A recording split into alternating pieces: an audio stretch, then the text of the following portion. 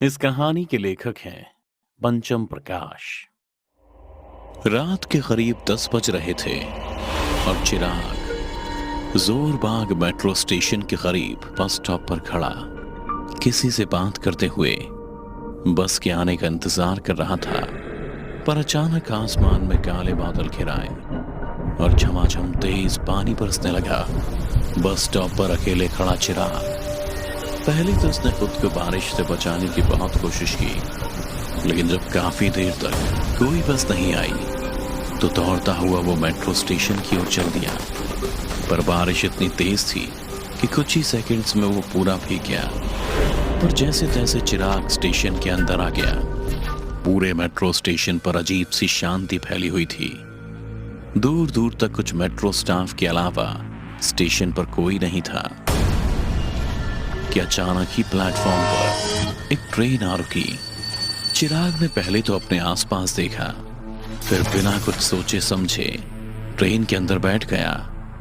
Train के अंदर भी अजीब सा सन्नाटा पसरा हुआ था और जैसे ही ट्रेन चलनी शुरू हुई कि अचानक ही ट्रेन की लाइटें कांपने लगी। चिराग को ऐसा लगता जैसे कोई उसके आसपास से गुजर रहा है, पर जलती बुझती ट्रेन की रोशनी में उसे एक साया भी नजर आ रहा था।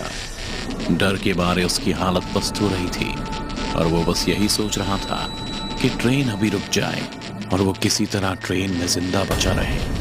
पर फिलहाल के लिए वो चुपचाप सीट पर बैठा अपना सिर पीछे ट्रेन की खिड़की पर टिकाए आंख मूंद लेता है ताकि उसे कुछ दिखाई न दे और ना ही कुछ महसूस हो। पर तभी चिराग के कान में किसी लड़की की धीमी और मदहोश कर देने वाली आवाज गूंजी। Excuse me. इस खाली ट्रेन में कांपती लाइट के बीच अचानक से किसी लड़की की आवाज सुन एक पल के लिए चिराग चौंक गया और चीख पड़ा। पर जैसे ही लाइट का कपकपाना नॉर्मल हुआ और उसकी नजर उस लड़की पर गई तो वो उसे निहारता ही रह गया। अब उस लड़की की खूबसूरती थी ऐसी कि शायद चिराग की जगह आप होते तो आपका भी यही हाल होता।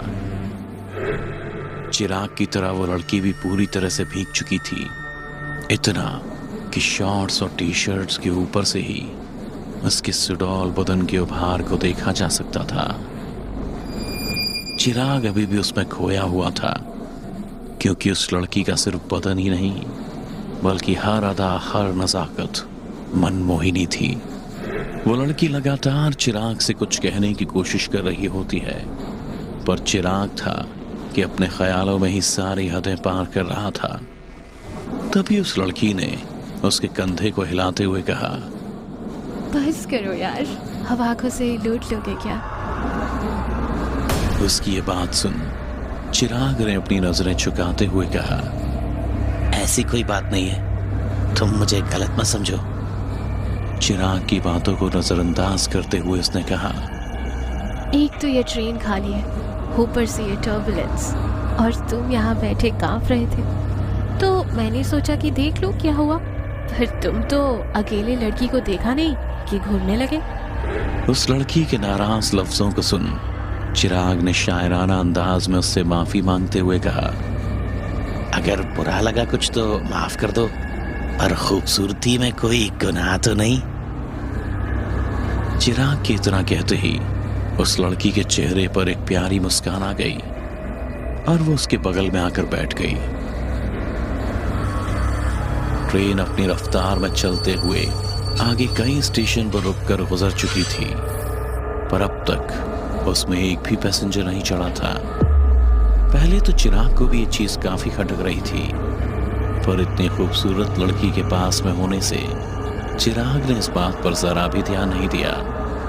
फिर देखते ही देखते ट्रेन का टेम्परेचर भी कम होने लगा। लगातार बढ़ती ठंड के मारे वो लड़की अपने हाथ रगड़ने लगी। एक तो बारिश की भीगी, ऊपर से पूरी खाली ट्रेन और कम होता एसी का टेम्परेचर जैसे उसे जमाने लगा था। वो अपने हाथों को रगड़ उसकी गर्माहट अपने शरीर को देने लगी। इसी बीच उसका हाथ चिराग से टकरा गया। लड़की के छूने भर से चिराग समझ गया था कि उसको गर्मी की सख्त जरूरत है और चिराग ने तुरंत ही अपनी जैकेट उतार कर लड़की को पहना दी।